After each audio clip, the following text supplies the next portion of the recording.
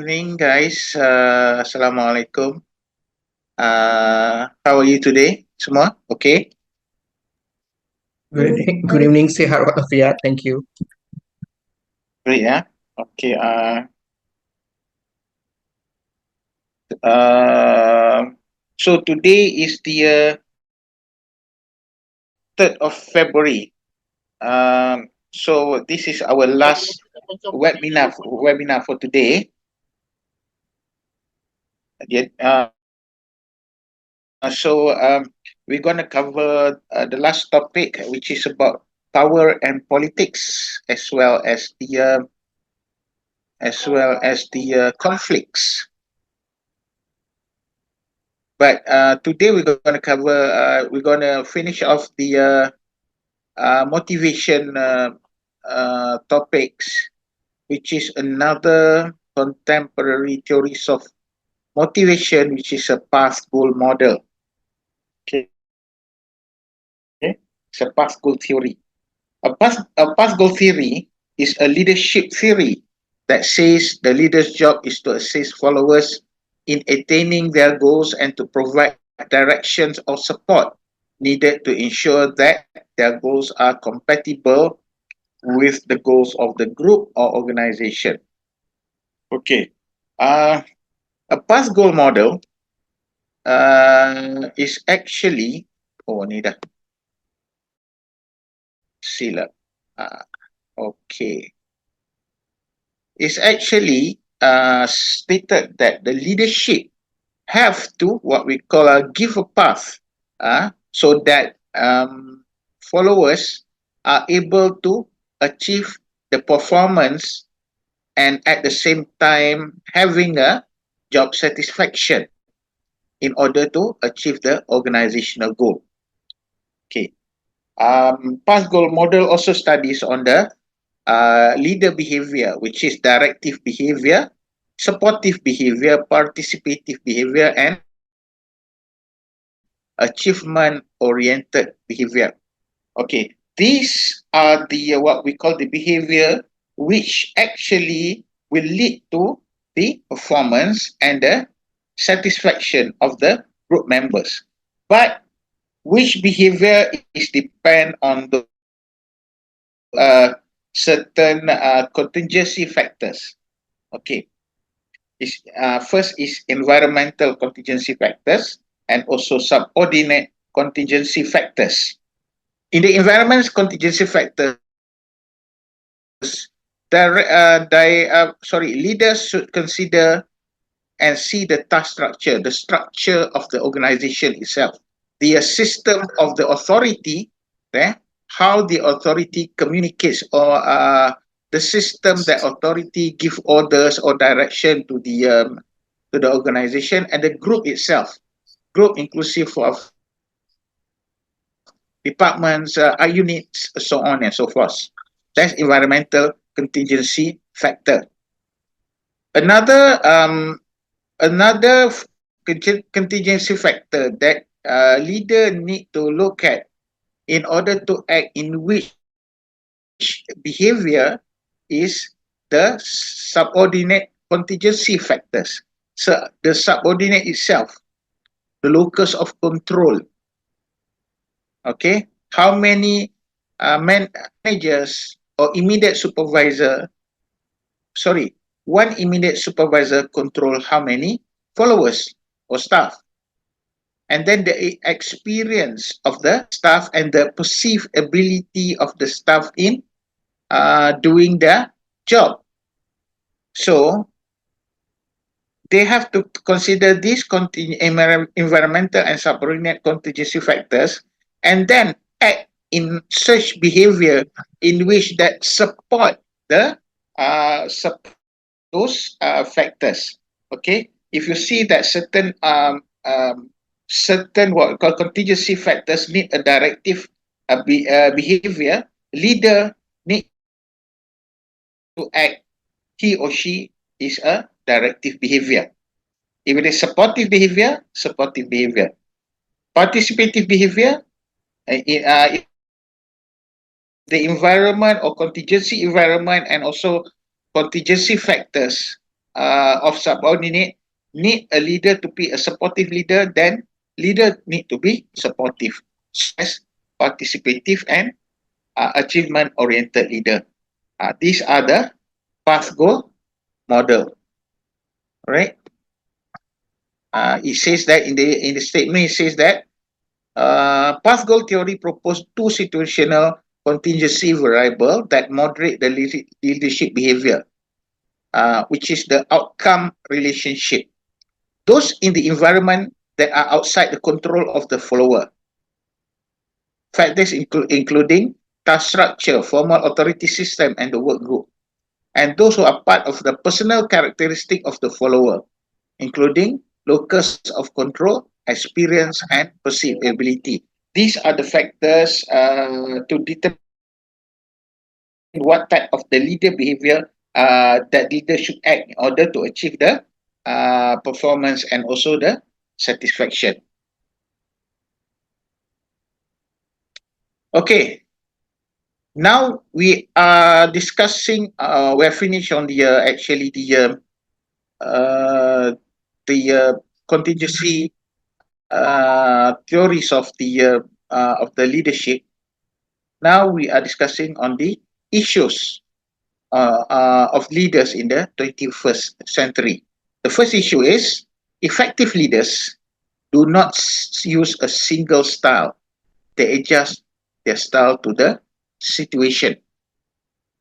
National culture is certainly an important situational variable in determining which leadership style will be more effective. Okay.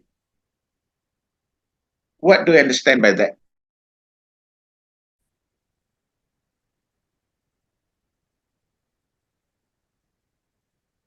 Anyone can try? I mean, when when in Rome, there's a saying. It says, "When in Rome, you do walk like and talk like the Romans could." Is that what you're trying to say? Yes, betul. Kalau dalam bahasa Malaysianya, masuk dalam kandang kambing mengembek, dalam kandang harimau mengaum, lebih kurang Betul, macam betul. tu. Alright. Leadership style will not be the same as in different countries. So as to when you are managing a lot of staff in different national culture, so you have to adapt certain alternative leadership style. Okay, just with me for a moment. I need to. Okay.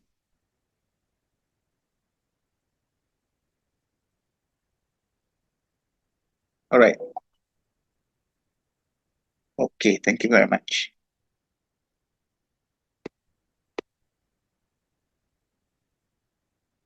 Okay, look at these few examples. Korean leaders are expected to be paternalistic towards employees. What do you mean by paternalistic?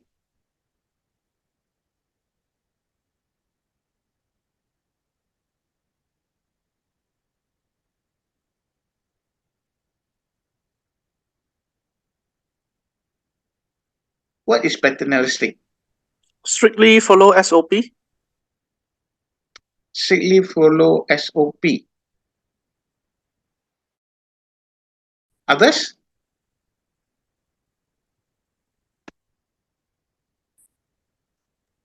Maybe Any loyalty, Doctor. Loyalty. Okay. Like your parents. All right. Correct. All right. Some sort of autocritic, a little bit autocritic, right? A little bit strict.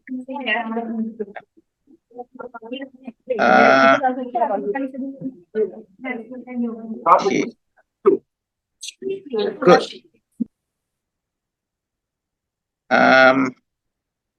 Okay, these are the Korean leaders, right?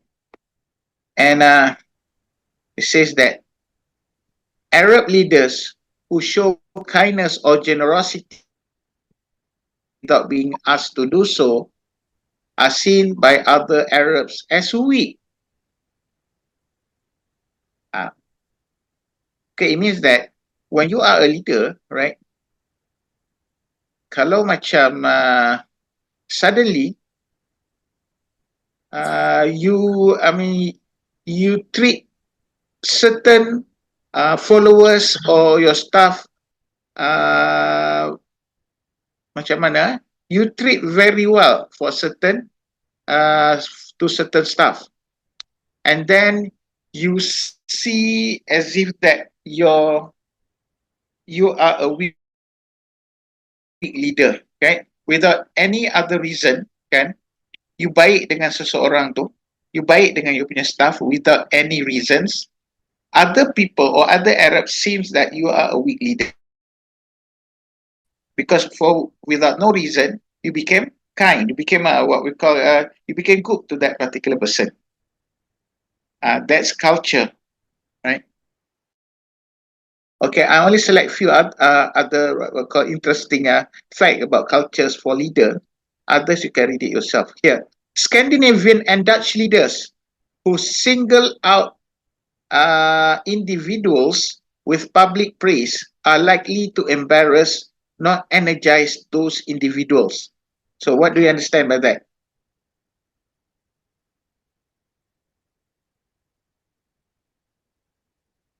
It has the opposite impact of, instead of his actually trying to praise the staff, but the staff actually feel humiliated. Is it? Yes, correct. Say for example, kan, kalau in Malaysia, if in front of other people, I puji Aniza, you are very hardworking, good. Your performance good. I satisfied with your performance, and of course, in Malaysian culture, you'll be very happy.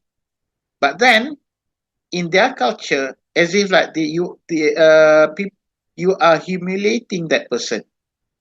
That's for that particular culture. Okay, good, Aniza.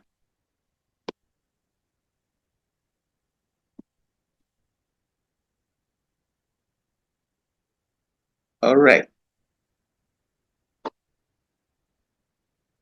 Okay, one more. Okay, in Malaysia, they thought, right? Effective leaders in Malaysia are expected to show compassion while using more of an autocratic than a participative style. What do you understand by that?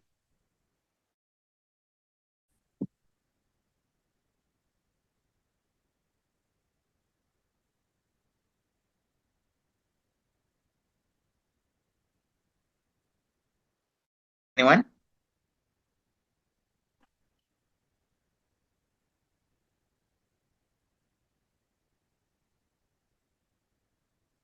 Anyone want to try?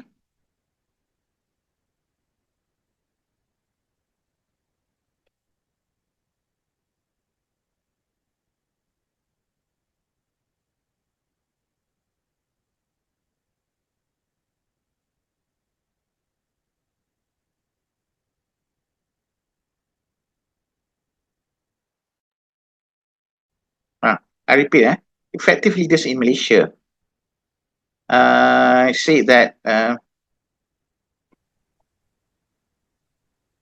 expected to show compassion while using more an autocratic than a participative style.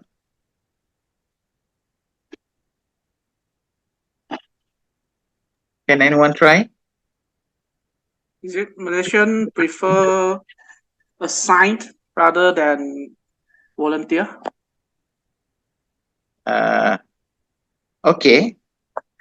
So that means Malaysian leaders are expected to be more right what we call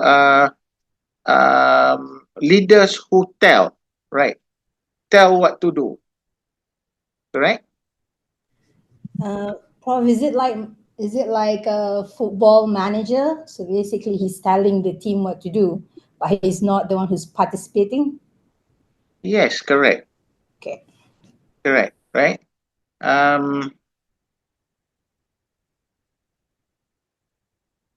Okay, and it is more autocratic rather than you join together to work with your staff. All right, Malaysian leader is more directive, right? He told people what to do. Okay, but even though like that, right? Leaders, Malaysian leaders are expected to be more. What is it stated here? Compassion, even though at the same time the leaders are autocratic and autocratic leaders, right? Compassion, lebih walaupun dia autocratic, even though he's autocratic, the leaders are expected to have a compassion, right? Macam dia lebih kepada uh, apa autocratic leaders, okay? Dia lebih kepada what is stated here, autocratic, telling people what to do and everything rather than participative. But at the same time, even though the leader is autocratic, the leader are expected to be more compassionate. Kan? Kalau macam, for example, kalau macam dia sakit, so leaders are expected to bagi belas kasihan sikit kat dia. Macam tu. Right. Even though he's autocratic, they have to have some sort of compassion to the staff. Dok, Yeah. saya rasa Malaysian leader ni dia banyak terinfluence dengan American kan? Sebab kita dari dulu kan dari British punya jajahan kan? British penjajahan, but British and American not. Sometimes there are dissimilarity with the American and the Betul. British style, right? American style is more is less formal. British style is more formal, right? British you have to address your boss, Mister, right, Sir, Madam. But American, they just address the boss by the names, right? Betul, dekat tempat saya macam tu lah. We address people by name and certain tempat kita address by sir, madam, macam tu lah. Betul. You know, when I just graduated, I was an admin, assistant in Maxis, and my GM, right? She asked me to call her just the name Mary. Mary. Miss. And then Mary. No, just Mary. That in Maxis because they may be adapting to the American style of corporate governance. Okay. And these are the examples of the cross-cultural leadership. All right. In order to become effective leader, he says that there are two what we call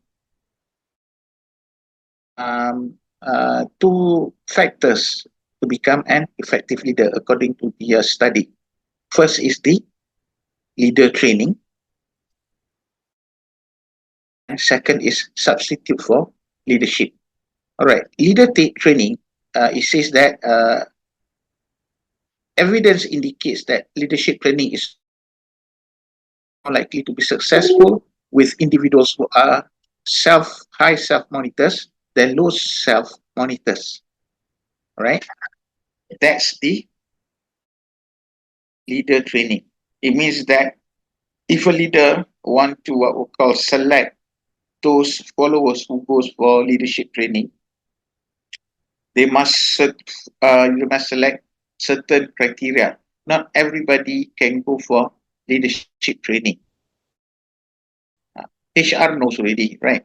Those who seems to be keen are able to work independently, for example, right? Without with minimum supervision, right? those who have potential to be a leaders in the future, or even those who are very interested to learn, right? These are the one who being selected as the leader training. Right? And another issue for the effective leader is about the substitute for leadership. Okay.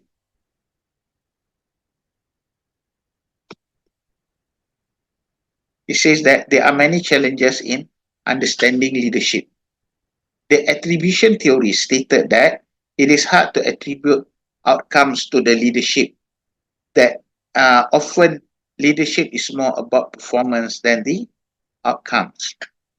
And also say that in addition, you can have extremely effective leader, but organizational variable can neutralize the leader's ability to lead and create change, thus rendering the leader irrelevant. Okay. Sometimes when the followers, right, have the skills and talent, okay, because of their what we call their experiences and their skills, and they are able to learn, right? There are some leaders, some type of leaders can be substituted. Okay, so that means the followers can replace the need for leader support or ability to create structure. For example, in a technical area, if the staff, for example, have all the skills already, right? Have the what we call the ability to work without supervision, right? So as if that there is no point to have a leader at that particular department or units, for example. Okay, or if we're talking about neutralizers, organizational variable can neutralize the leader's influence or act as substitute for leadership. So that means leaders become irrelevant. So what types of leaders can be substituted? For example, in terms of task, we look at the task-oriented leadership first. In terms of task-oriented leadership, okay, when individuals have the experience or training and they have the full professionalism already, they can substitute the task-oriented leadership. Okay, task-oriented leadership means that the leaders are always focused on the task only, and the leaders have what we call the have the skills of doing the task, right? Only less skills in the human factor, right? In the relationship, right? Relationship-oriented leadership, okay, are those who are focusing on the relationship with the followers. So even though the individual have the experience and training, there's no effect on the relationship. Can you give me 5 minutes? Just 5 minutes.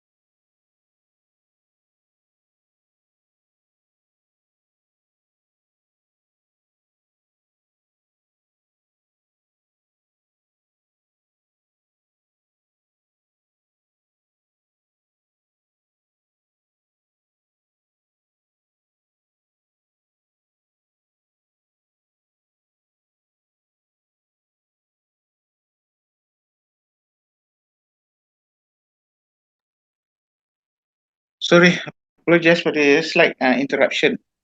Tadi apa delivery guy said they want to come at 7, now only reach now 8:40 pun sampai, and then ganggu kita punya kelas.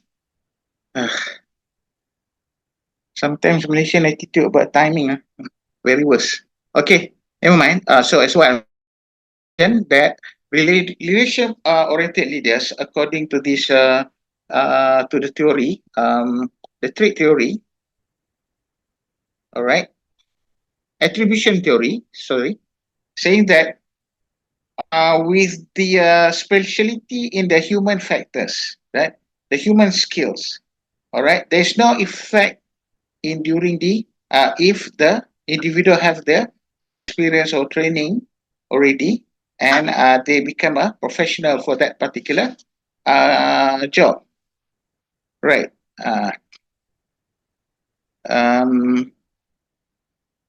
In the indifference to rewards, both become the neutralizers.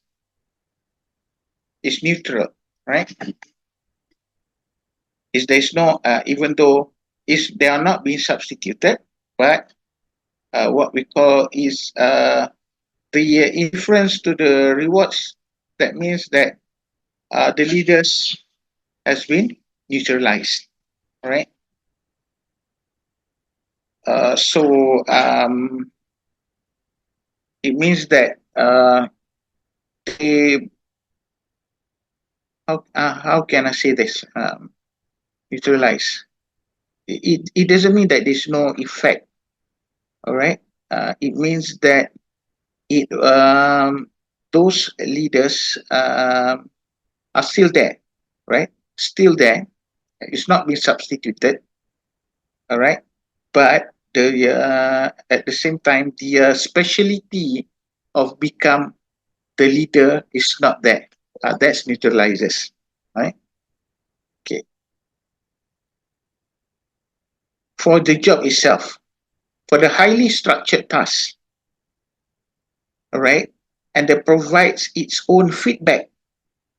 Okay, for this on the job itself, for leaders, for the task-oriented leaders who give highly structured tasks or provide its own feedback, yeah, there is no need for that if the leader, if the follower has become more professional, has become more skillful, but there's no effect in the relationship-oriented leaders. They have their skills in order to boost more morale, boost more motivation to the followers. But in the job satisfaction, okay, if the staff have achieved job satisfaction internally, relationship leaders may be substituted. In the organization itself, all right, explicit formalized goal, rigid rules and procedures being imposed to the staff, and they are able to follow it. Okay. So task-oriented leaders are in the job. Sorry. All right. Just bear with me for a moment, yeah.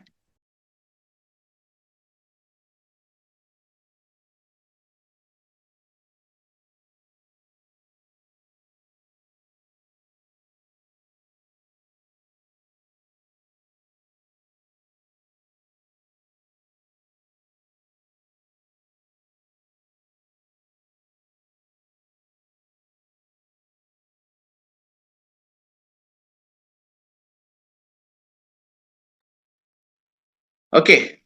Sorry. All right. For the organization itself, all right. If the followers have the ability to understand explicitly the formalized goal, and they are able to follow rigid rules and procedures, even though these procedures are rigid and strict, they are able to follow it. There's no need for the task-oriented leaders. Of course, if the work group are cohesive, there's also no need for task-oriented leaders. For relationship-oriented leaders, explicit formalized goal and rigid and procedures, there's no effect on them. They still are able to offer other things in terms of the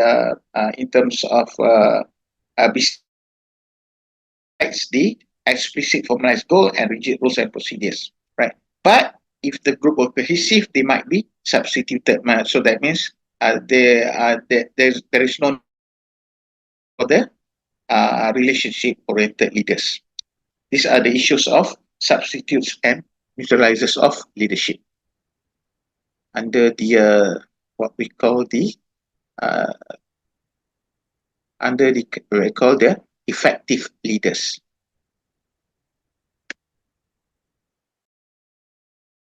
Okay, we're going to continue the last topic for today for the whole semester. Before that, is there any question for this topic? Ada soalan tak? Tiada. Tiada. All right. Just bear with me for a moment. I'm changing the slide here. Welcome back. Can you see the slide here? Nampak tak slide? Yes. All right. Thanks, Brina. Okay. Web number 8, power and politics, and then after that we go for conflicts.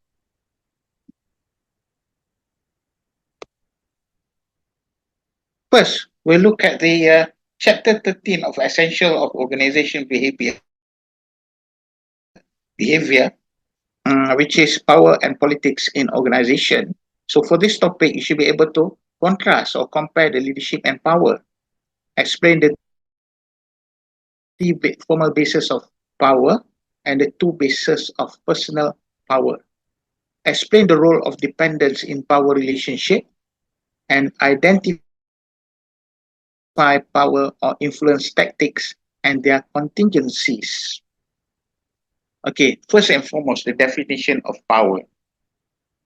Power is the capacity that A has to influence the behavior of B so that B acts in accordance to A's wishes. All right. Basically, okay, generally, it doesn't say about the position. It says that how a person have the influence of has the influence or a person able to influence the behavior of B or another person so that that particular person acts in accordance with the person's wishes, right? The most important aspect of power, all right, although position is also part of the power, is the functions of dependence. Okay, the more B have the dependency towards A, the more A have the power towards B. That's why, okay, when somebody or some group of people trying to have more power, they will put more things so that that particular group of people have the dependency of the person or that group. Okay, all right.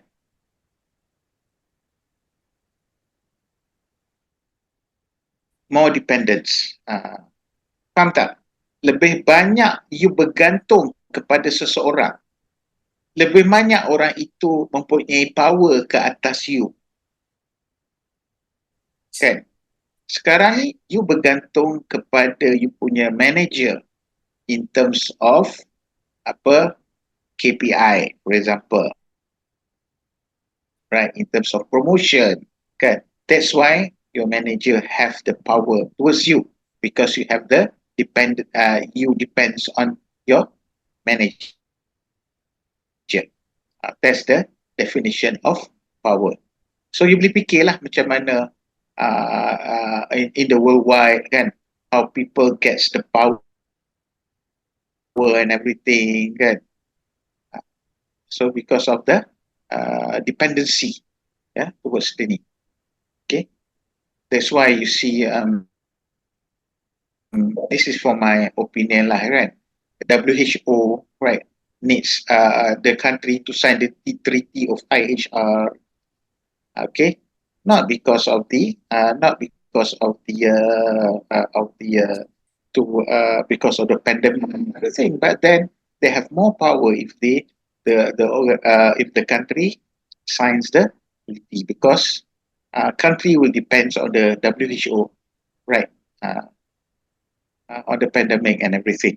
Okay, because of the power, because of the dependency. That is my personal opinion. All right. What's the difference, or let us compare the leadership and power, right?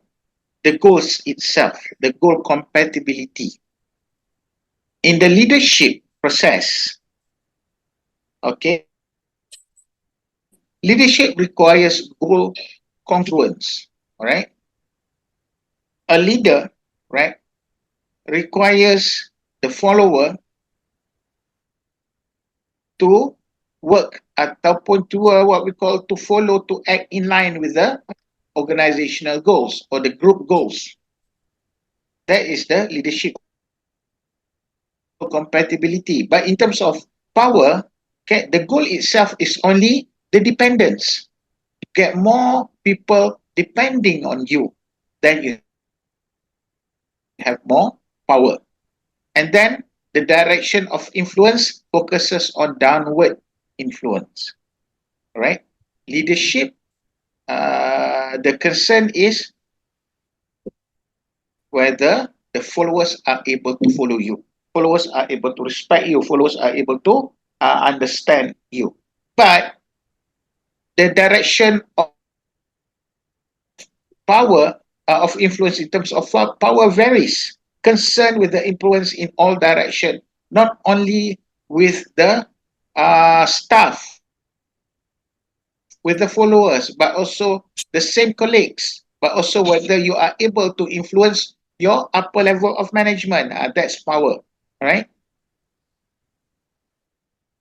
Because sometimes even you are not on the top management, but the top management depends on you on certain things. There might be some sort of power that you have with the top management. That's power, right? Okay, on the research emphasis, so, I mean, in the academic or empirical studies, right? The studies on the leadership emphasizes leadership style, the style of leadership, all right?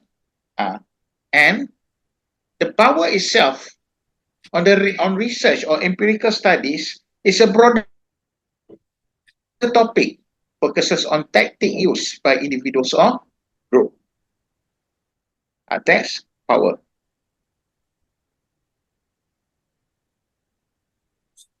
Okay.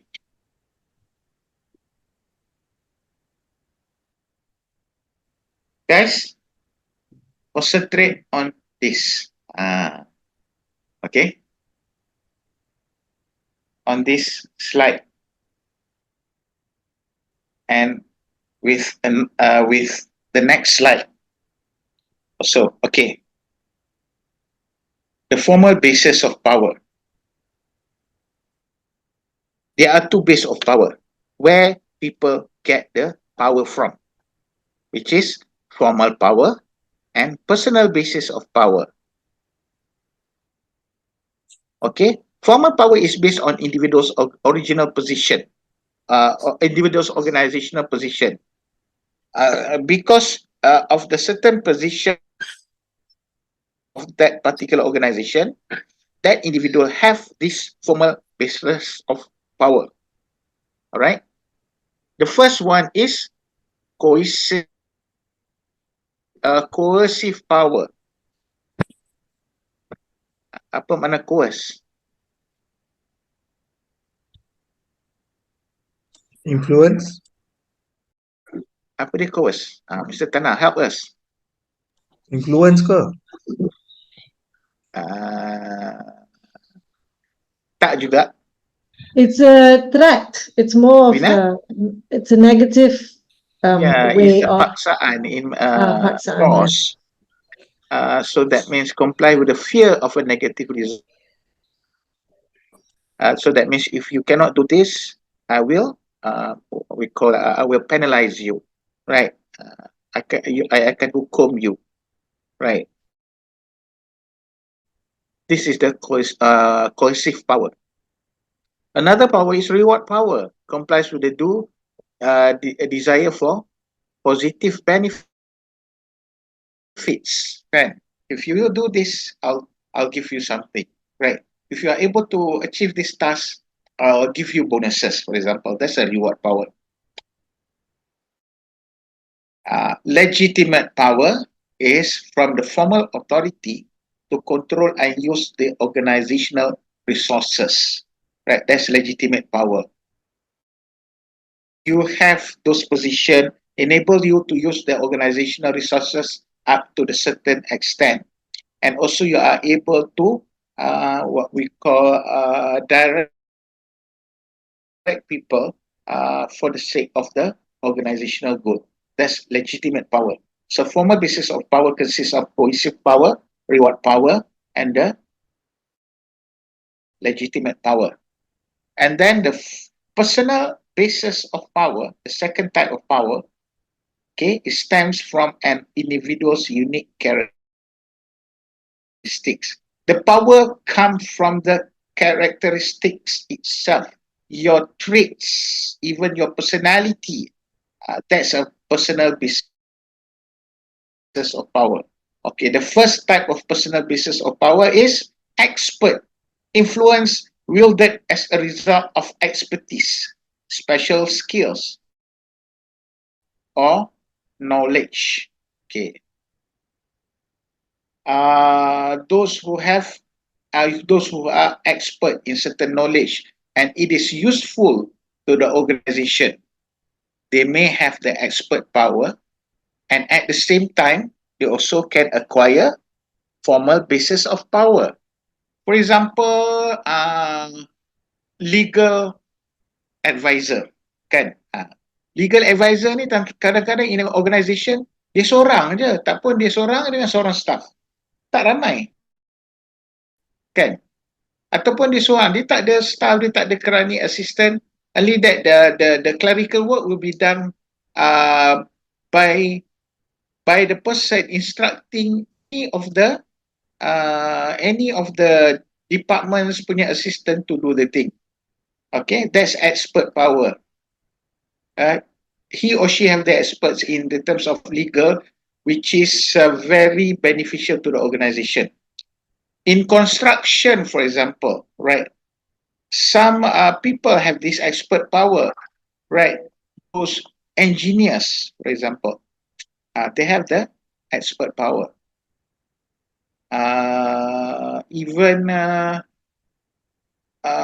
to be more specific, in certain skills like welding, they have expert power. Okay, even though they don't hold the managerial position, they still have this. Organization still depends on the person. For example, in welding, so many people. So many things that you need to do for welding. So he became he have the influence and became and have the expert power. This one is very interesting. Second one, personal basis power is reference based on identification with a person who has the desirable resources or personal traits. It's called reference power. Sometimes the person do not have any position at all, but the person have the influence on other staff to follow him or her anywhere, to agree with most of the aspect,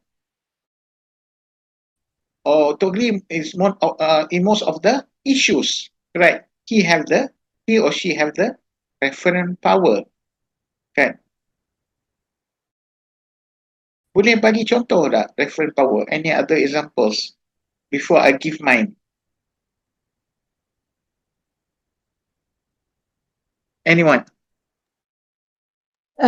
Maybe like a TV reporter, someone who has public speaking skills, Hmm? things like that. Not everybody can do, so only certain people can do, macam, Yes, correct. Maybe not the Sometimes TV, outside the organization.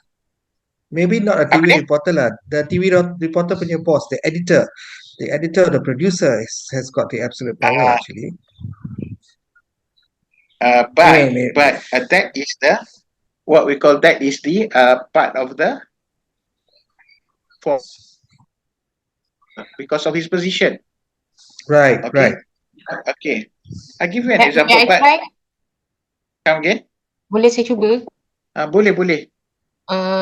Reference ni more tu macam orang yang kita dah tahu kerja dia macam mana. Maksudnya dia dah ada dia punya experience dia, kita dah tahu orang tu, contoh macam selalunya macam managing director lah daripada company besar, Macam siapa? macam managing director, chairman contoh kan. Selalunya macam managing director lah. Contoh daripada company besar, contoh daripada company Maybank. Bila si IMB ni dia dah tahu dah orang Maybank ni dia punya macam mana dia punya kerja, dia punya kriteria, dia punya karisma, dia punya karakter semua. So mereka akan ambil orang yang macam ni. So dia macam dia dah ada lah dia punya orang panggil apa, dia punya personal dia tu orang dah tahu dah. Okay. That if I understand what you are trying to say, it is more on the expert power, kan? Betul tak? Dia dah Betul. tahu selok-belok pekerjaan, task and everything. Selain daripada tu dia dah macam orang tu dah kenal lah. Dah kenal. Okay. Macam ni if you are a manager kan, you tengok you punya staff, you pandai, you tengok you punya staff, every staff kan. Tengok siapa yang paling influence in terms of kalau nak pergi lunch kan, semua nak ikut dia. Kan? Okay? It's got nothing to do with the formal power. Got nothing to do position. Kan? Even kalau dia nak pergi after work, nak pergi minum, semua orang nak ikut dia pergi minum, kan? Bila bekerja ke, semua orang nak duduk sebelah dia. Some sort of yalah karisma, dia ada daya tarikan tersendiri, and because of that everybody is some sort of belief, follow him, apa opinion that he give, most of the people will agree. That's a reference power. Okay, I give you an example. You pernah tengok Fast and Furious tak? Movie. Pernah. Ada yang detektif tu follow yang si botak tu kan. Okay, saya tahu saja yang doktor tengah relate ni sebab detektif tu dia adalah detektif, tapi sebab dia dah terinfluence dengan si siapa nama tu, Don yang nama dia. Di Winata. Ya. Betul kan, Don kan? Betul kan saya cakap? Betul. Bina dah tahukan saya. Dom is Bukan Bina lah. I yang tahu It's funny. I love that you say si character botak. dia, everybody will if you follow the first Fast and Furious kan, masa Mia dengan apa? Siapa tu? Yang putih tu yang mati tu, yang you cakap tadi tu? Dewi ke apa entah. Paul Walker. Corner. Si botak. Si botak tu Don. Adik si botak tu Mia kan? Yeah. Dia dating dengan siapa tu? Brian Brian O'Connor. O'Connor kan? Brian kan? Masa dekat restoran tu kata Dom is like a magnet. Everybody will goes to him and stick with him, kan? Padahal dia tak ada apa-apa pun. Dia bukannya siapa pun, just perubah haram and everything, but everybody gets attracted to him, kan? masa orang dia nak berlumba kereta, semua dia datang, semua orang cheer and everything. That's the reference power,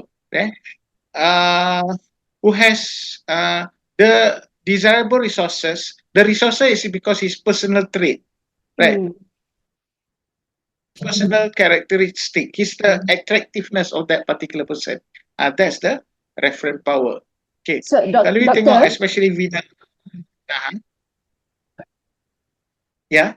Doctor, can I say something? So not necessarily these reference power ada dekat leader. It can be non-leaders, right? I mean, for example, Yes. one of my staff, he just won an award Uh-huh. during our appreciation night, the most approachable employee in the company, because he possessed the excellent interpersonal skill. He easily influence others, you know. So I think this is the type of leadership that you are talking about, right? I mean, Yes. the reference power lah. I mean, not Yes. not necessarily on leaders, but it can be the normal staff, kan? Betul kan? Correct, Hello? betul. That's the Alright. exact, example of the reference power. Okay, understood. All right. Okay. So you know the types of personal and formal powers, cohesive power. You understand? I tell you because there are reasons that I need you to emphasize on this power. Doctor, is this going to Ah. come out in the exam? Because it seems like you're stressing a lot on it. So it's going to come out in the exam, isn't it? Apa dalam orang Kedah cakap mana boleh habaq. Rahsia, nah, rahsia. So it's going to come out in the exam, guys. Just Jawapan FYI.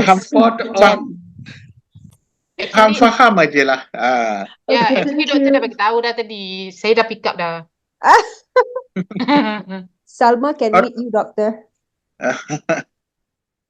All right. Okay.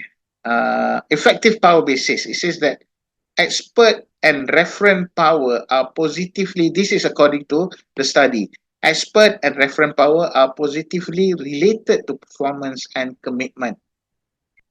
Reward power, which is from the what we call from the formal power, and legitimate power are unrelated to organizational outcomes. So that means even though somebody have the reward power or the legitimate power, it's not related to the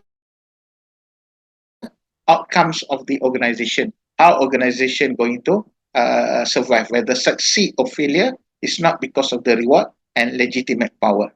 And cohesive power is negatively related to employee satisfaction and commitment. Why is it say that it's negatively related?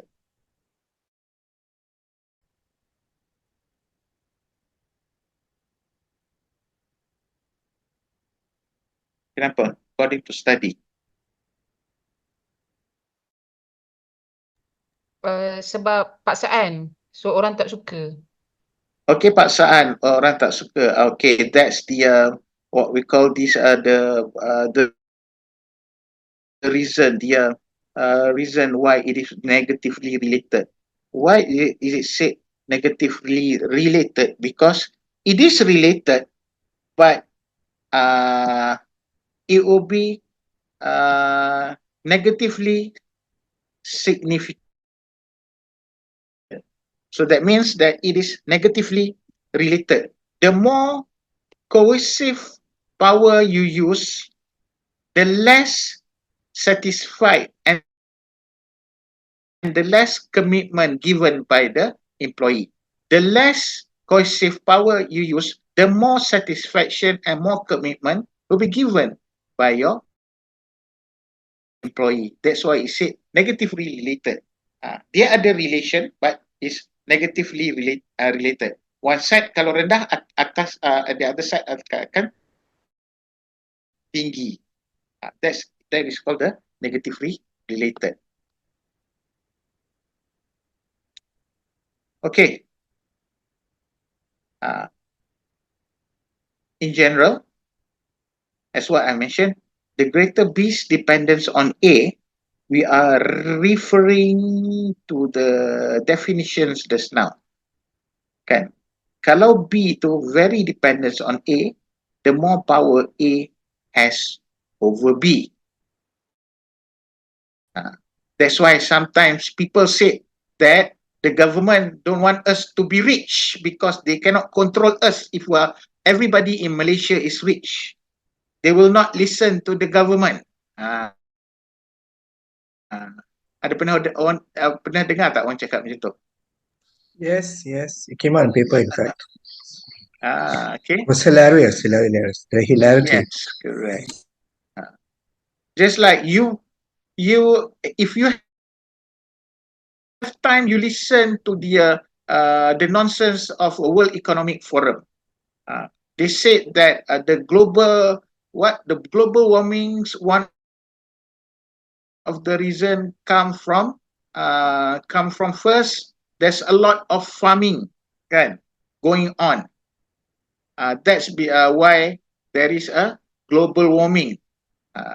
Sebab dia nak orang berhenti farming, and because of that there will be less makanan, and they will control over the makanan. The more dependency people on us, kan? Okay.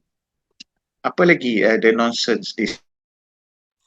Kalau ikutkan another one would be in UK. Ada satu campaign baru-baru keluar. It's about climate change. There's this NGO lah. They've just had a campaign featuring Olivia Colman. She's an Oscar actress. She's actually talking about how people in the UK, their pension funds are actually used to fund industrialists to harm the environment because benda-benda macam industri yang melibatkan the carbon and carbon emissions, everything, the pension money is being used. So that's another form of idea and thing I will share. Okay. That's the thing. Okay, if you say that people using what we call people using cars contribute to the global warming, contribute to the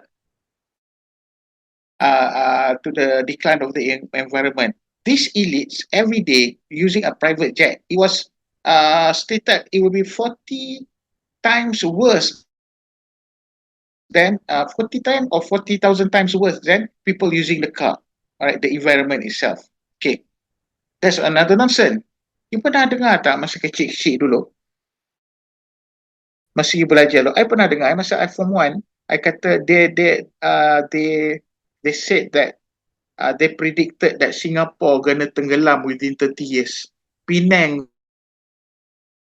gonna drown for 20-30 years. Sampai sekarang tak tenggelam pun. Betul tak? Betul. I've heard that. I remember that. Yes. Dia kata lepas tu during the 90s, ozone layer and everything. Sekarang tak ada pun. Yeah. Alright. Sometimes when there is a news or something came up from the mainstream media, okay, you cannot believe 100%. You have to have an alternative sources to compare. Alright. Lari pula kita punya tajuk ni. Okay. Alright. The gist is the more dependence on people on on A, for example, the more A have power on that particular people. Alright. Okay. What creates dependence? The importance. Right?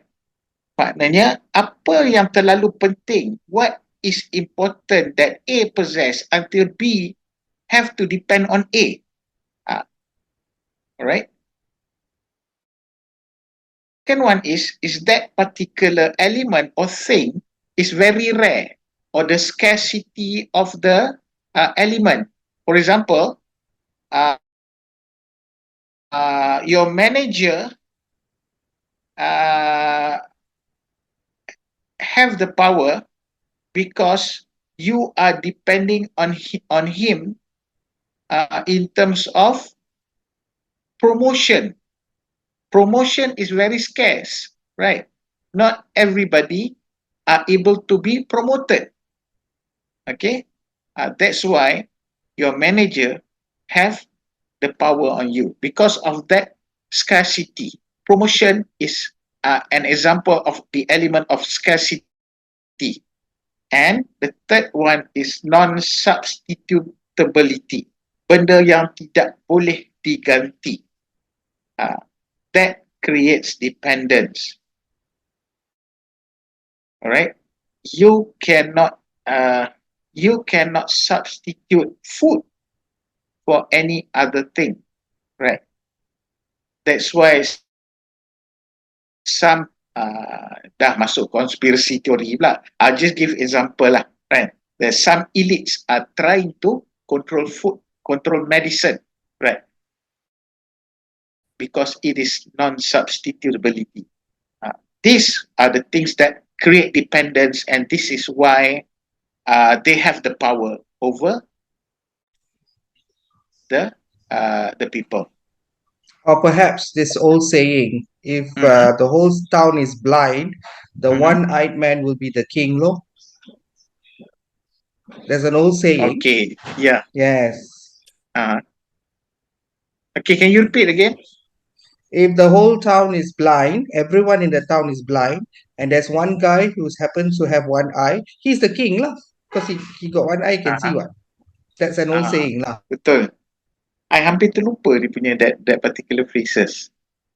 Right. I dah tak I'm just ingat giving dah. you, Tapi I'm giving you a safer option now. remind me without again. being Thank you for controversial. that. Cheers. Right. Okay. Can you give anyone can give me an example of non-substitutability that one group of people or one people have so that particular people have the power on us. That thing cannot be substituted. The person hold that thing. If you want that thing, you have to depend on that person. Kan? Apa? Contohnya gaji kan, cannot be substituted except you resign and find another job. Contohnya, right? That's why some people,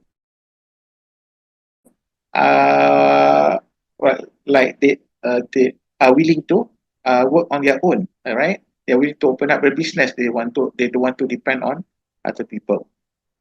Yet they open the business have to depend on certain people, right? Certain organizations, certain political parties for some.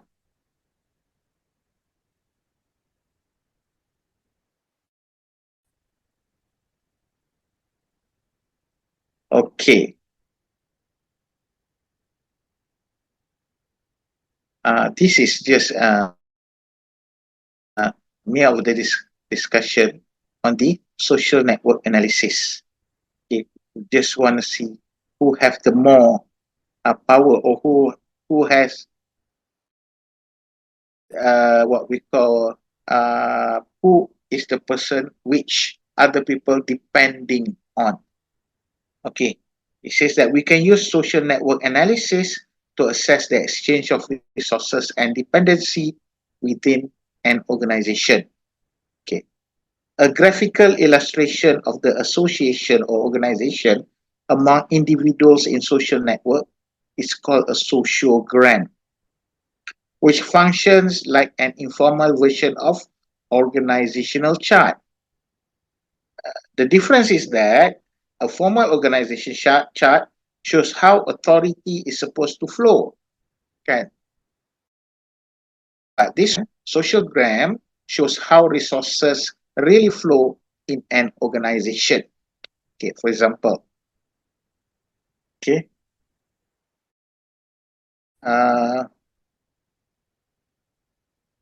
Customers, right, depends on customer service, but customer service also depend on the customer, right?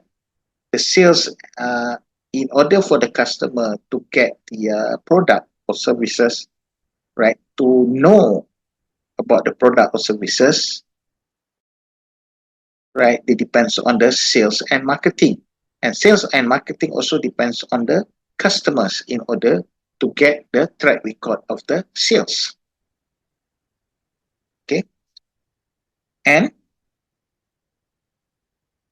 customer service depends on Mata. Perhaps Mata. Ni nampak tak? Nampak? Nampak? Can see? Nampak? Nampak? Okay. All right. So, Mata, for her job, depends on N. And N depends on Mata as well. Okay. Mata depends on Thomas. All right. Project teams, especially Albert and Eric, depends on Thomas. Sales and marketing depends on Thomas. Thomas also depends on in order to ensure that the work is what we call getting done. The task is getting done. Right. Operations depends on N, and N also depends on the operations in order for the service or for the product to be workable to the customer. That operations also, all right, depends on suppliers to ensure that the product is in running in a good condition. And suppliers also depends on the operations to buy their product. Okay. Là因為好多攝條情啊，香港嘢可以都有幾彎咯。So from the what we call 講好多客仔變嘅太重嘅啦，而好多攝條啊。Okay. So from here, you will see who is depending on who, and you'll see who has the power over another person, right? That's the social network analysis. Okay, dalam sociogram ni, you rasa antara siapa dah antara yang paling power within the organization? Thomas. Alex? Thomas? No, Thomas. Oh, Thomas. Oh, alamak. Sorry. Hari ni tak korek telinga lagi. Thomas, yeah. For me also on Thomas. Most of the people or individuals depends on Thomas, but that particular individuals also have the power over certain department or certain units, right? And it seems that Thomas had the power here in the sociogram.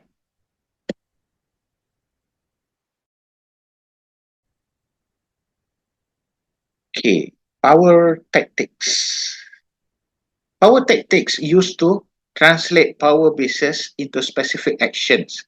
You want to use the power,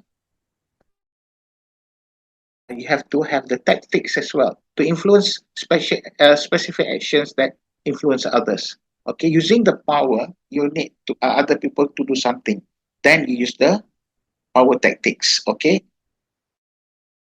certain tactics and some are more effective than others. Okay, in general, what are the power tactics? 9 influence power tactics. Apa pasal dia ke bawah sangat ni? Sekejap ya.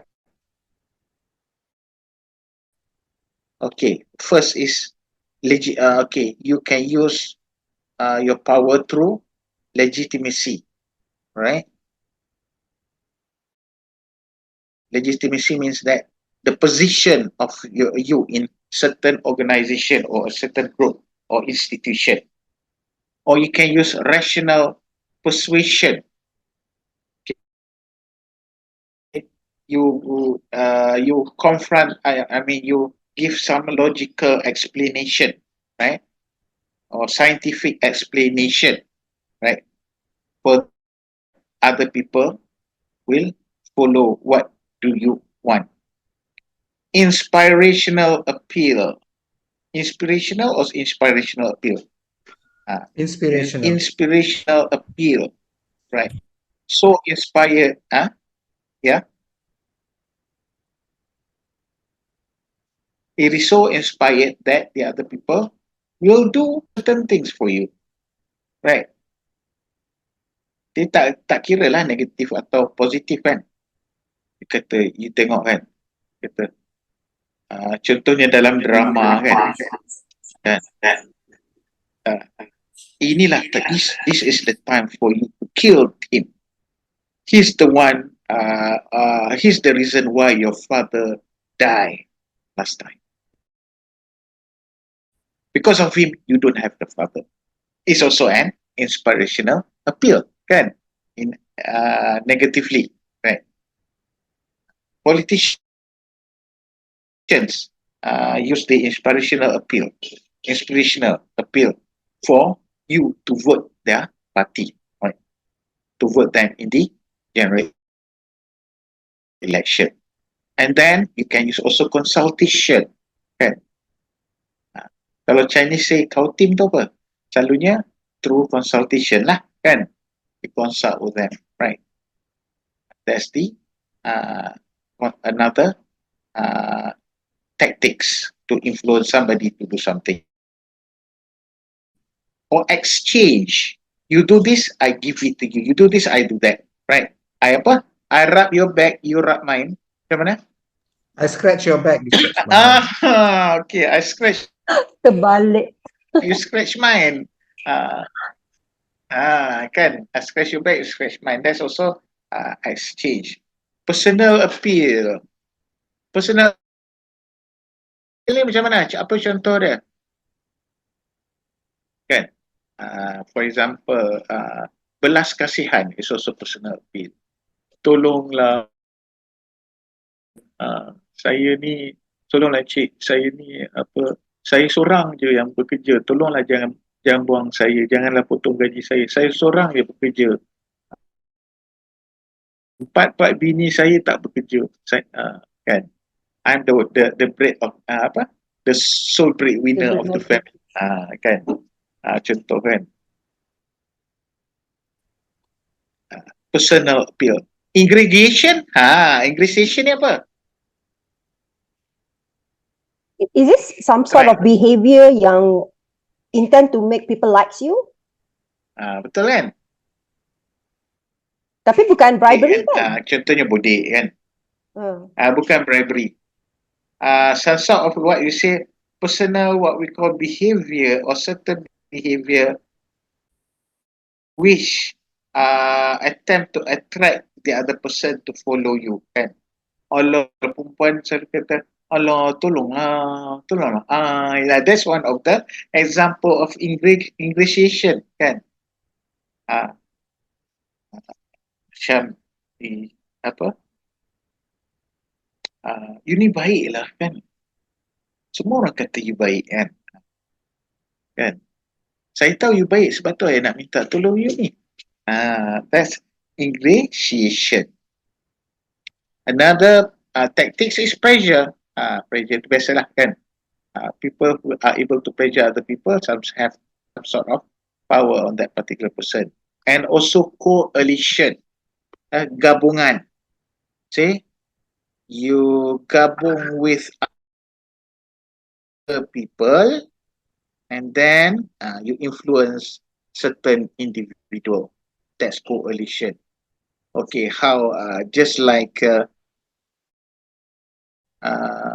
employees kan, they don't have the formal power. What they can do is to form a coalition, and then after that you consult with the boss in order to request for something. That's coalition. So in that situation, you may use two influence tactics, which is coalition and consultation. Okay. According to the study, It says that many factors can influence effectiveness of the power tactics that has been discussed on the on here in the previous slide, right? The most effective tactics tend to be rational persuasion. This is in general, right? The most effective tactics is rational persuasion, okay? Inspirational appeal, right? So that people get motivated or get aroused to do something. And consultation, this is the most effective according to the study. And generally, the least effective will be pressure, right? And then their ability to encourage the desired behavior could depend on the sequencing of the tactics. All right. It is often better to start with softer tactics such as exchange and work up to the harder tactics such as pressure. So combining tactics increase effectiveness. Direction, sequencing, individual skills, and organization culture modify effectiveness. It means that the success of the tactics will, however, greatly depend on the political skill and other of the user and the context or culture of the organization. This is also moderate the effectiveness of the influence tactics. But in general, combining tactics increases the effectiveness. Right? That's why you see in the movie, kan, one person try to influence other, want something on other person. They consult first, right? Okay, they give the rational persuasion first. But the other party refuse, only then they put pressure. Okay, I know where your family are, for example. Lah, Kan? tengok cerita Tamil pun cukup. Oh, macam tu juga kan? I mean, that's a classic example lah. Okay. Right. Okay, that's an example. For those who watch a Tamil movie, they know already. Okay, just like Mr. Tana said. Combining the tactics. All right. Okay. Okay, this is how you use power tactics over your subordinates or over your bosses or upper level than you. Okay. It is preferred that you use rational persuasion to influence the person or individuals which are higher than you. All right. That's rational persuasion. For your subordinates or for your staff, employees, you can either use rational persuasion, inspirational appeal, pressure, consultation, even ingratiation. Okay, in practical, ingratiation also used in the what we call in upward influence, but in according to the study, ingratiation is more what we call influence is more effective for downward and lateral influence, exchange and legitimacy. Right? On the lateral or at the same level than you can use rational persuasion, consultation, ingratiation, exchange, or even legitimacy. Because even though one person has a same level as another person, there might be some certain power that the other person don't have because of the formal power basis, right? Personal appeal and coalitions. Okay, it says that culture affects preferences for power tactics. Okay, so you know the difference already, that what's the individualistic culture and collectivistic culture. Do you know the difference? Anyone can tell the difference?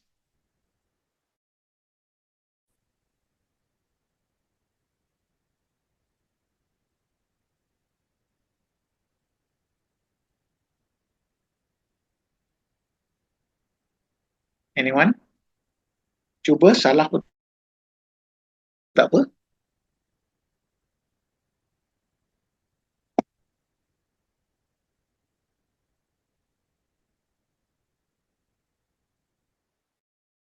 Guys, what is the difference between individualistic culture and collectivistic culture? Okay, never mind. Individualistic culture is the culture in which they are what we call emphasizing the rights of individual rather than the rights of society or the rights of the collective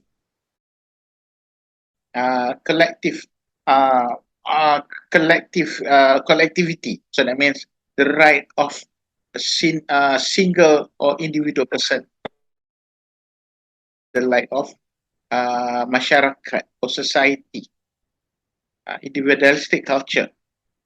Okay, for example, in the US is the individualistic culture. In the Australia, individualistic culture. UK, okay. But which level of individualistic culture kita tak tahu. Sebab sometimes the dimensions of individualistic culture, some countries are more extreme rather than one country. Okay. Collectivistic culture is the culture which emphasize on the collective what we call interests or societal interests. That's collectivistic culture. Like Malaysia, for example. But Malaysia is not too extreme in collectivistic culture, but they're still in the category of the collectivistic culture. Like few Latin American countries like Mexico, right? Is the collectivistic culture. Some Asian country, collectivistic culture. Okay, that's why you remember tak yang satu government officer yang kena tangkap, bukan kena penjara sebab dia rotan anak dia tak baca Al-Quran dekat Sweden. Remember that case or not? Tahu yang balik ke Kelantan ke Terengganu kan? Yeah, correct. Okay, this is because of the differences of individualistic or collectivistic culture. Okay, in our thinking as a collectivistic culture, it is not appropriate because we're thinking on the angle of family, how the family will shape the children, okay, in order to be acceptance in the culture, right? Okay, a good Muslim, you have to read Quran and everything. So we look at the case collectively, kan? Individualistic culture, they're looking at the single person itself. The interest of that single person must be protected. The what we call the freedom ataupun the what he likes or dislike about certain things must be protected. That's the individualistic culture. That's why there are clashes of issues, some issues. Okay, some issues around the world is just because of the culture. Okay, individualistic culture, power in personalized terms and as a legitimate means of advancing personal ends. So, individualistic culture engage in more self-enhancement behavior. That's the power tactics, correct? If you want to use power tactics in individualistic culture, you will be concentrating more on the interests of the individual. In the collectivistic culture, you see power in social terms and as a legitimate means of helping others. It means that if you want to have certain bargaining, right, in the collectivistic culture, right? You need to have a certain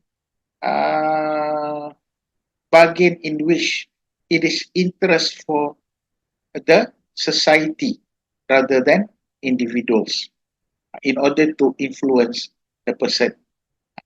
There's a difference between individualistic culture and the collectivistic culture. Okay, welcome back. Assalamualaikum. Shall we continue? Yes, Prof. Yes. All right. Another topic for this webinar is under chapter number 14 of the Essentials of Organizational Behavior. It's called Conflicts in Organization. Conflict, bukan Coco Crunch. Okay. Conflict. For this chapter, you should be able to describe 3 types of conflict and the 3 loci of conflict. Okay. And then outline the conflict processes. Definition of conflict. Okay, conflict is the process that begins when one party perceives that another party has negatively affected or is about to negatively affect something that the first party cares about.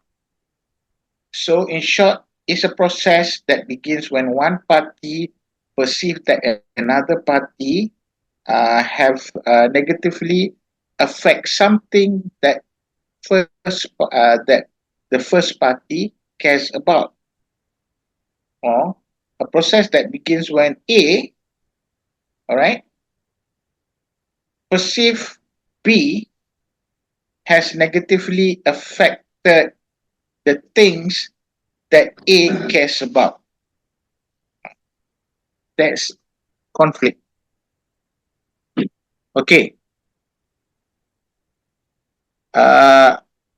These are the perspective of conflict. It is either functional conflict or dysfunctional conflict. Functional conflict supports the goals of the groups and improves its performance. Dysfunctional conflict hinders the group performance. That means that the functional conflict, even though there is a conflict, there is a process which one party thinks that the other party have hinders the interest of one party. For example, as definition, they still something good gonna happen during that process, right? That means if there is a conflict, in the end, if conflict is resolved, there might be something fruitful happens. Okay, we get something beneficial with that particular conflict. For example, when there is a conflict on how to resolve certain tasks, the process of how to resolve certain tasks, they are conflicting. One party is conflicting with each other.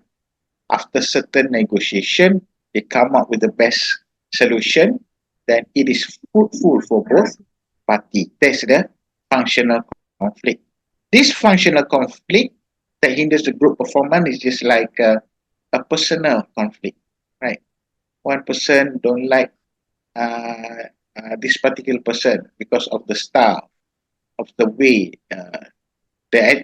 maybe the attitudes or something like that. It's a personal conflict that might hinder the group performance. Okay. Look at the levels of conflict here. Nampak tak? Can you see? Yes. Yes. All right. Okay. There are levels of conflict in which it can create some sort of high performance if we are able to resolve it. Okay. in a situation A,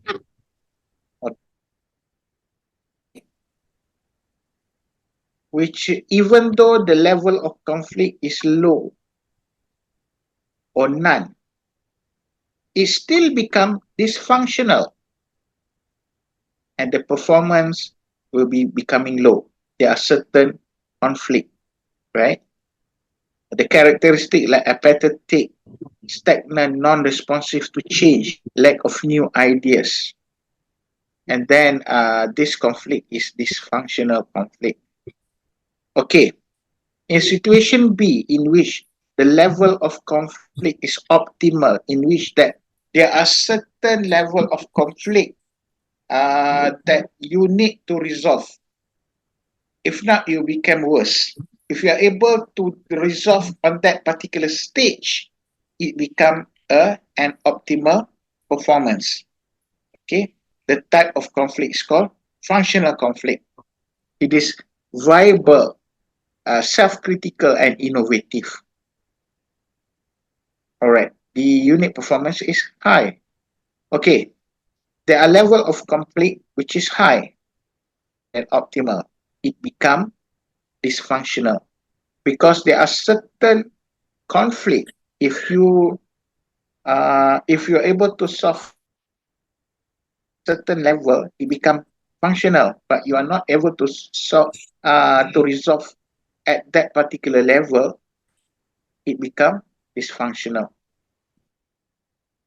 right? You're not able to solve at the right point of time. It become destructive, chaotic, and uncooperative.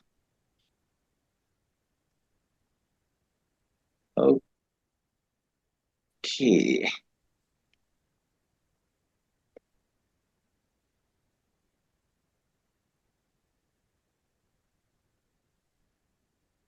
There are three types of conflict. All right. Just now we're talking about perspective. Okay. Now we're talking about types of conflict. There is a task conflict. There is the relationship which work content and the goals. There's a relationship conflict and there's a interpersonal conflict. Sorry, there's a process conflict. Sorry. Relationship conflict is mostly about interpersonal relationship. And then the process conflict is the conflict on how the work is getting done. Okay. Okay, remember the difference. Task conflict is about the content of the task. And then the process is how is it getting done. Okay, according to the study, right? When it is a task conflict, it is functional when the level of conflict is low. Okay, and some say it's low to moderate, but you want to get the optimal result, it must ensure that the task is settled on the during the low level of conflict, right? When it became the conflict is became high, it becomes dysfunctional already. Okay. A relationship conflict is actually, according to study, is dysfunctional all over time. Even though there are opinions that relationship conflict, it might be functional at the low level, but most of the study says that it is dysfunctional at any time. The process itself, okay, the process conflict, okay, is the how the work is getting done. Also, you must settle it at the low level, otherwise it becomes dysfunctional. It's not the slightly different from the task, okay, it became functional and still became functional at the moderate level, even though the what we call the performance is slightly low compared when it is a low function on the low level. Okay, it becomes dysfunctional in the high conflict. But the process conflict, it must be settled at the lower level of the conflict. Okay. There are three sources of conflict. Dyadic conflict, right? Or it says that conflict between two people, right? This to understand the conflict when it occurs, how it occurs. And then intra-group conflict. Conflict occurring within a group or team. For example, within departments, it's intra-group conflicts. Within units, it's an intra-group conflicts.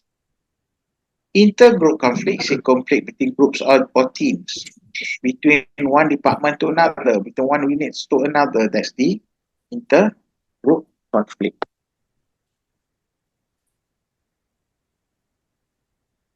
All right. The conflict process. There are certain stages.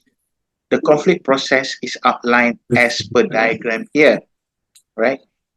The next slide, we'll look at each step individually. Okay, this time we look at the stages of conflict, the process of conflict in general.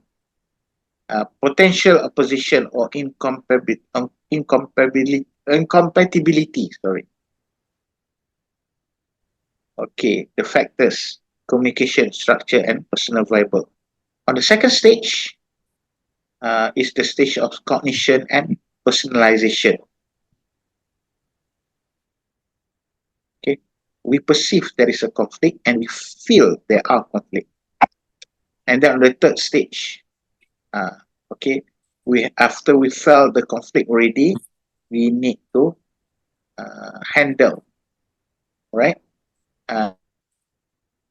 The conflict handling intentions. What are the intentions of conflict? Competing, collaborating, compromising, avoiding, and accommodating. All right, these are the sort of like solutions to the conflict handling. All right, after that, it affects the behavior. Overt conflict, parties' behavior or others' reaction. Okay. On that particular behavior, it depends whether it increase the group performance or decrease the group performance.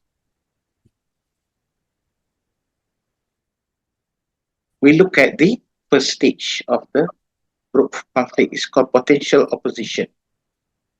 Okay, it says that stage one of the conflict process is potential opposition or incompatibility. There is an incompatibility between two parties or two person, all right, or two groups. In this stage, there are three main conditions that cause the conflict to arise.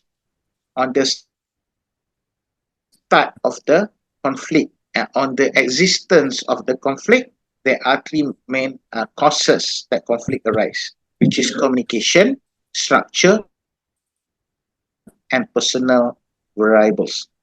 Right. Says that communication may cause conflict when words mean different things to different people and misunderstanding result. There are barriers. Certain people have the barriers of communication. That's why there are misunderstanding. They know too much or they know too little in terms of the communication. Communication can be functional to a point, but when too much communication is given, it can cause frustrations, and sometimes there are barriers to replace effectively hear what is being communicated. And then the potential start of the conflict is of the structure. Maybe differences in the interest or entry issues from the group size, right? the size of the group.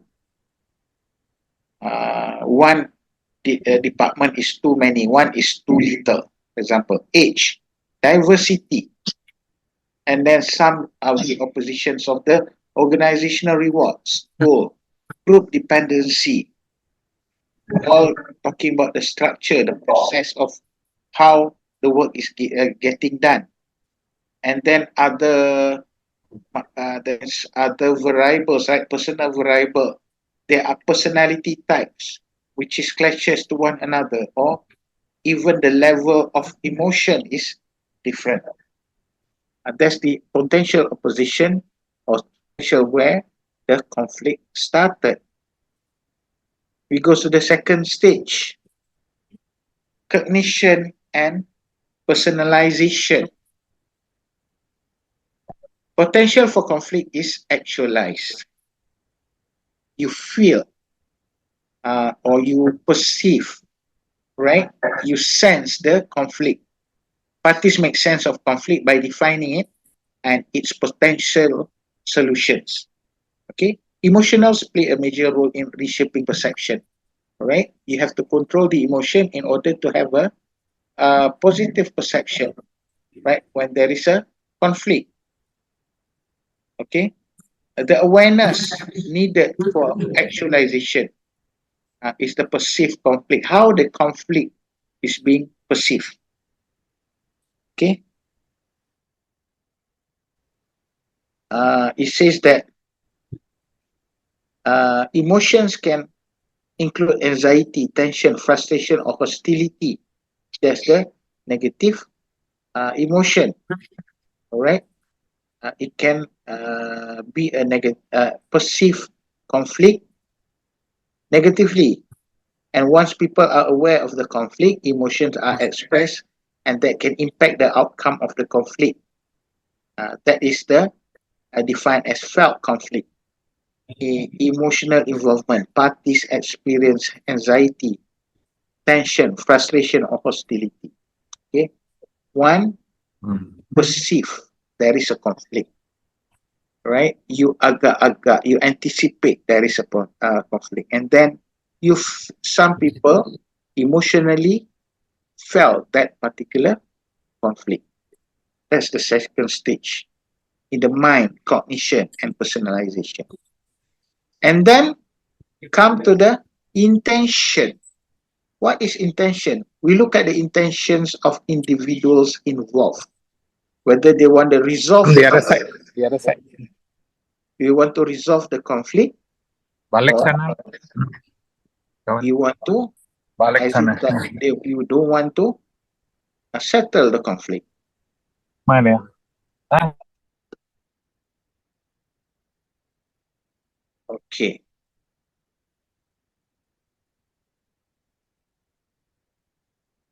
It says that this intention include the determination to act in a certain way.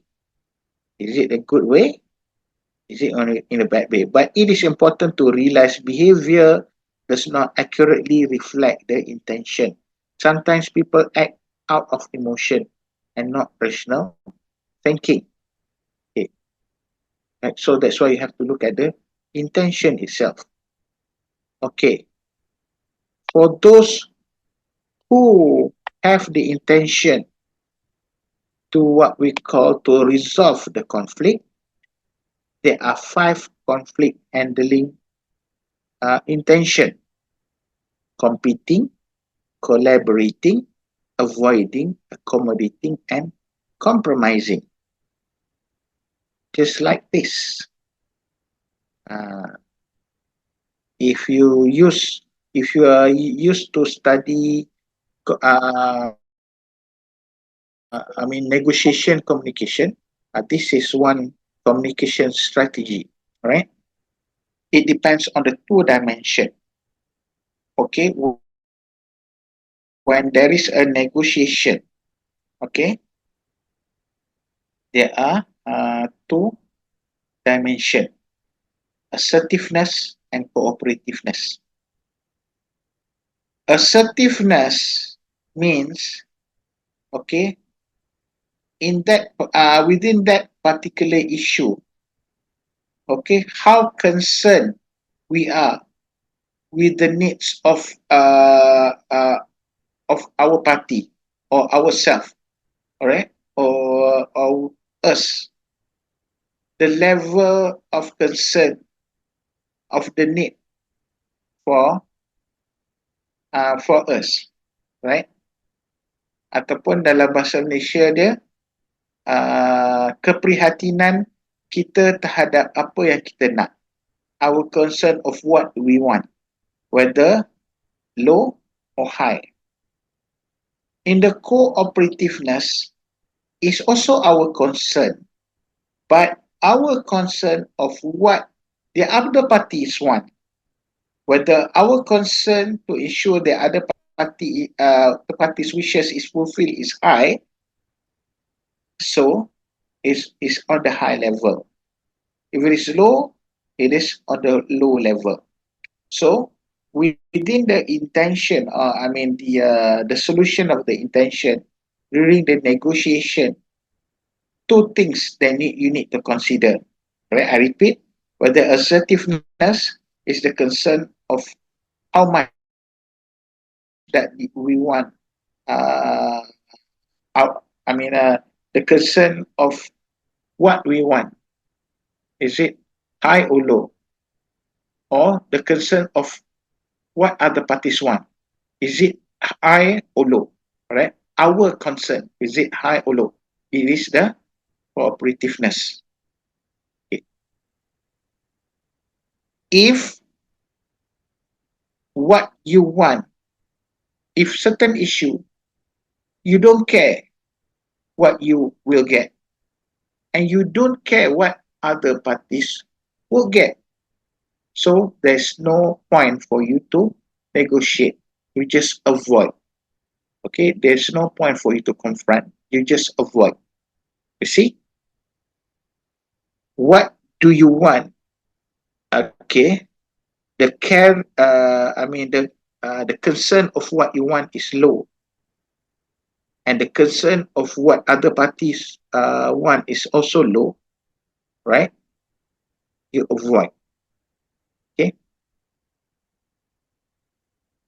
On the what we call, on the situation in which we are very concerned much of what we want, and we don't care about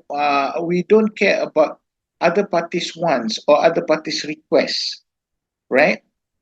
We want on our favor as much as possible. Okay. Then you use the competing tactics. All right. Okay.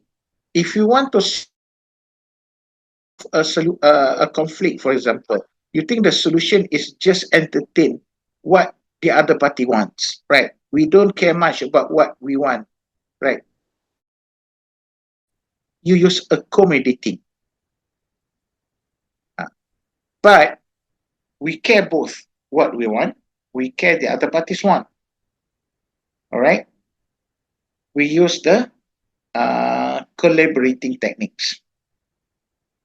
Okay, sometimes, and then another situation, we realize that sometimes we can fulfill only half of our requests, and sometimes, the other party also, or we also realize that we can only fulfill half the other party's request.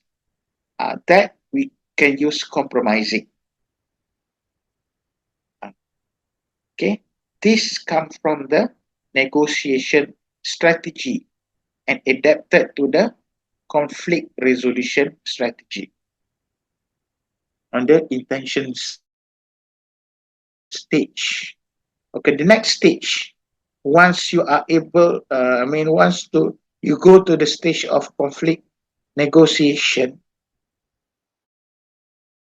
then we'll see the behavior after that. All right. Stage 4, it says that move beyond the intention to to the chosen behavior in the conflict. This is when conflict becomes visible. Okay. Usually, each party is using overt attempts to implement their own intention, right? Okay. Overt attempts. What do you understand by overt attempts? Yeah. What is overt attempts? Anyone? So siapa? Doktor, pardon. Come again? Doktor tak dengar tadi soalan. Okay. It says that stage 4 move us beyond intention. Okay. Stage 4 is the behavior already after the conflict negotiation. Okay. So if the conflict still visible, right? Usually each conflicting party using overt attempts to implement their own intention. So, what is overt attempts? Apa itu overt attempts?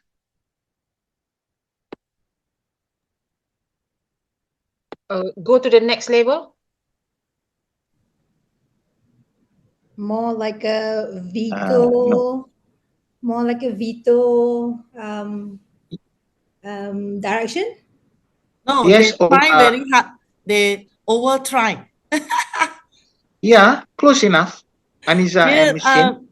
No lah. Actually, I want to ask one question: is it conflicts is also we just want to keep the conflicts? Is it some of the situation we just want to keep the conflicts?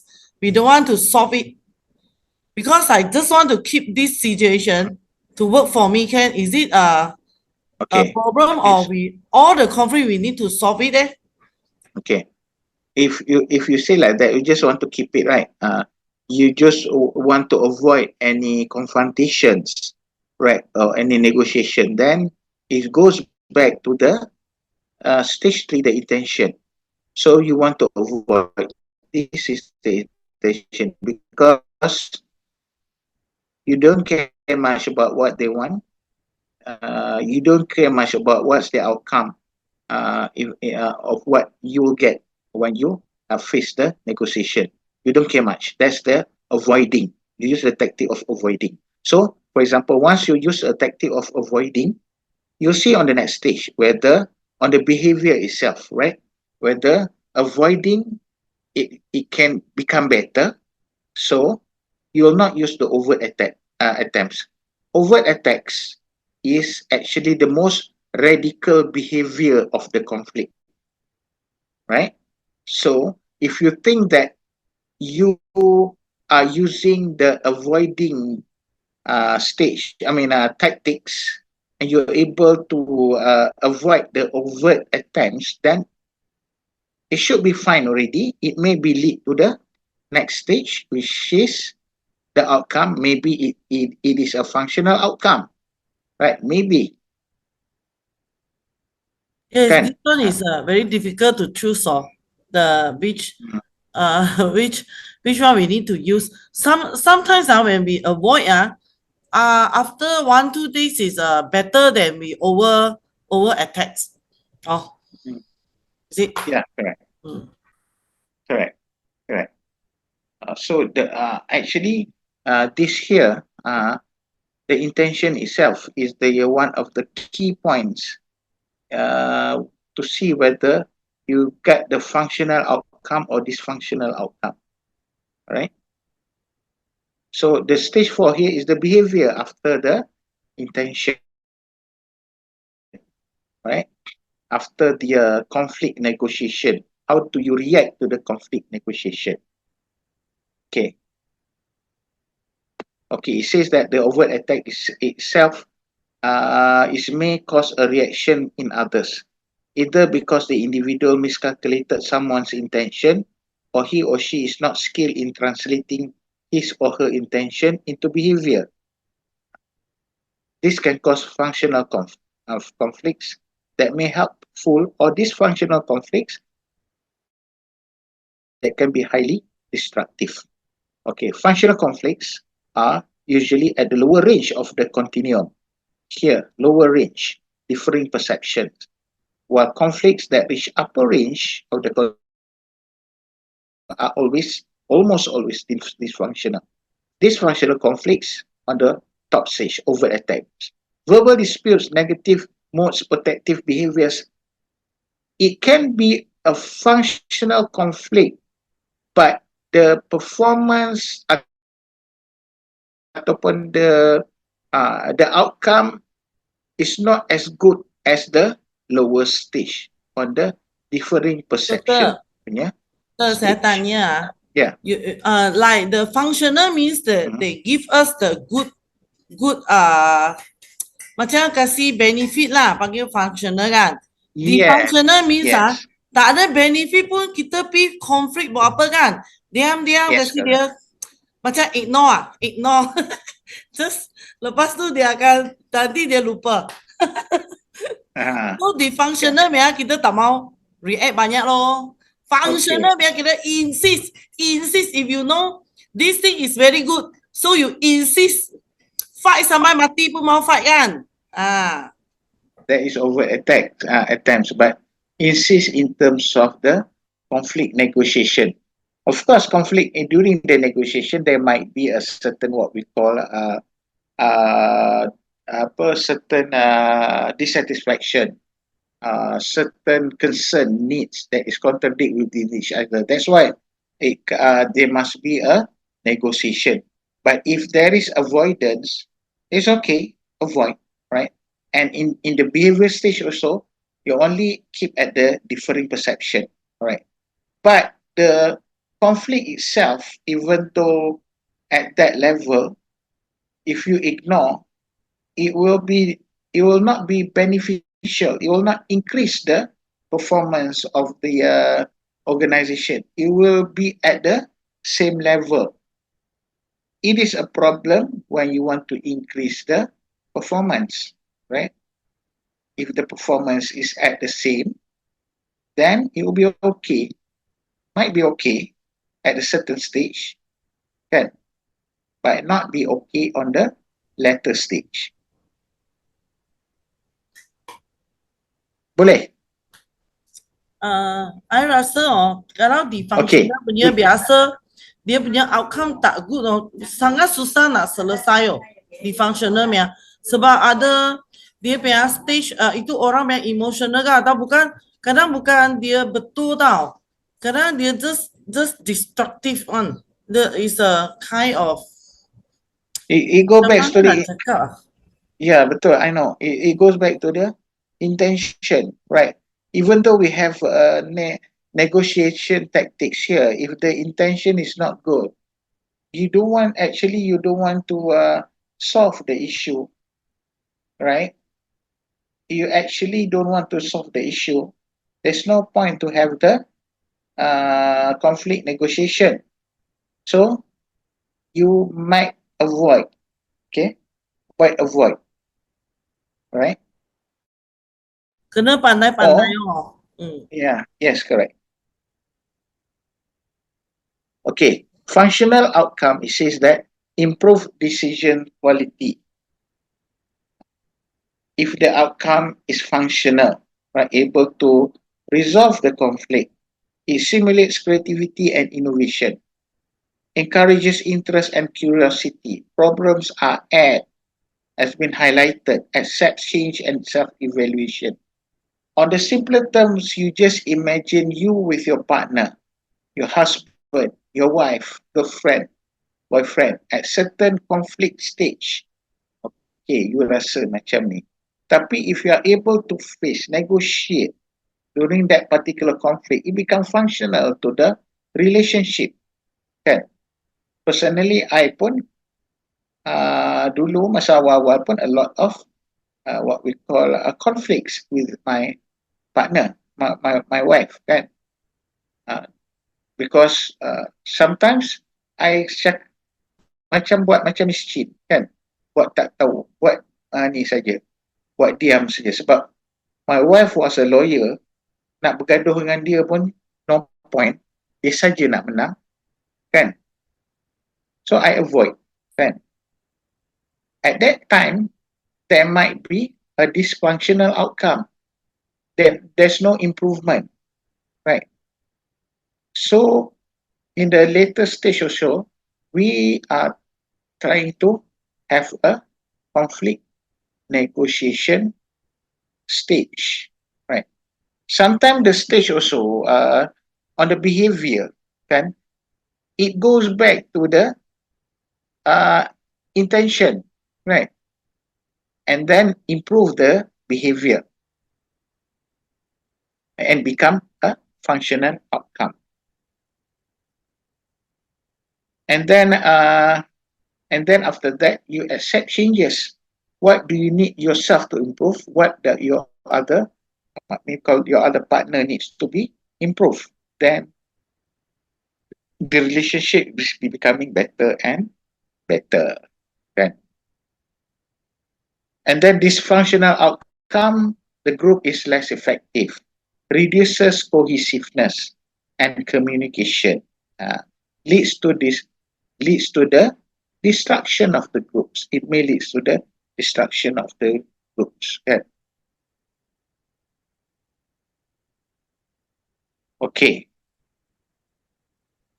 If managers is recognized in some situation, conflict can be beneficial. They can encourage people to exchange the system and develop fresh ideas. Okay.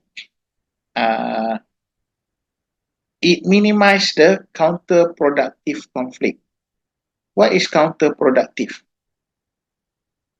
Okay. If you want to manage the conflict, you have to minimize the counterproductive. Counterproductive is not productive. Counter means opposite, right? The non-productive conflict, you have to minimize that if you are a manager. Recognize when there is really a disagreement. You have to recognize early, especially the manager. Encourage open, frank discussion. Focus on the interest.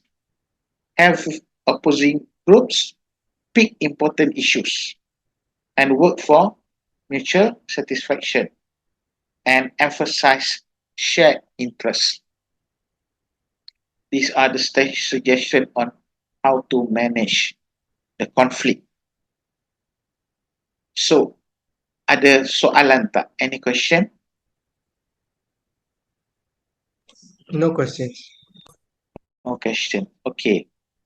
Before we go, I just want to say that I'll give you certain tips on the final exam on the group WhatsApp. All right.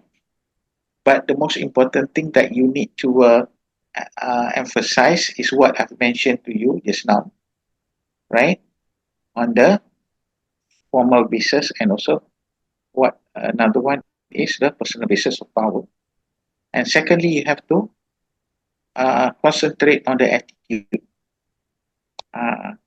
You look at which webinar. You concentrate on the attitude. Okay? The part of the attitude. That you go to the essay. Okay.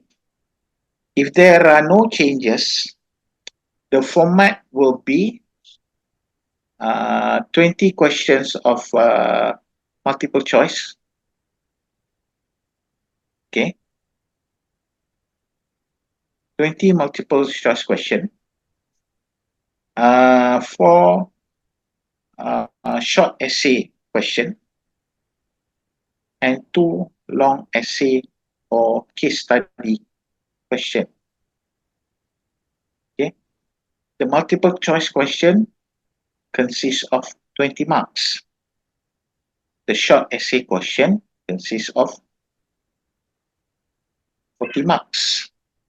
The long essay question also consists of 40 marks. And this is the suggested format of the exam. If there is changes, I will tell you in the WhatsApp group.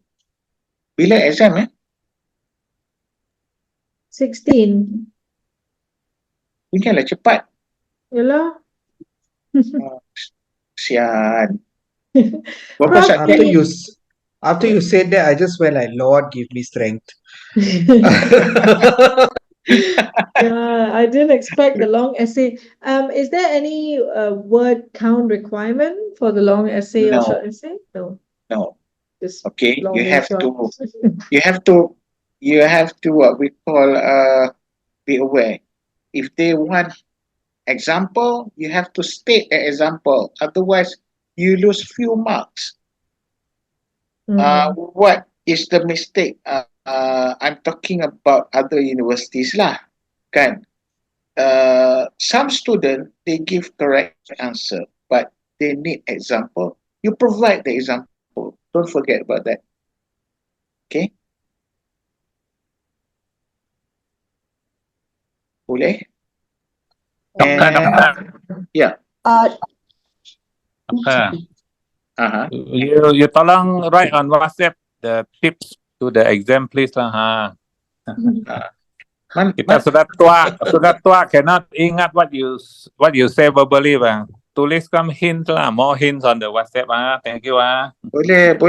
Tapi nanti ada orang mabuk nanti dia reply dia tanya balik. you still ingat mabuk Okay. Give me one or two days to. Okay. Doktor, dekat Europe tu ada lagi group presentation yang kami kena submit due today. Yang itu group presentation yang first or second? No. I confused, seriously, I confused. Alright, okay. Actually, there should be 30 marks. Group present.